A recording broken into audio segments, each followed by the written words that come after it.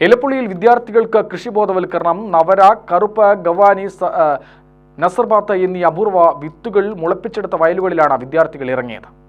എലപ്പുള്ളിയിലെ വിവിധ സ്കൂളുകളിലെ കുട്ടികൾക്ക് നെൽപ്പാടത്ത് കാർഷിക വൃത്തിയിൽ പരിശീലനം നൽകി. നെൽപ്പാടങ്ങളിലെ എല്ലാ ഘട്ടപ്പണികളും അവർ നടത്തിയത് അപൂർവ കാഴ്ചയായി. ജൈവവളപ്രയോഗം, കീടനാശിനി പ്രയോഗം, കളപറി മുതലായവയാണ് കുട്ടികൾ നടത്തിയത്.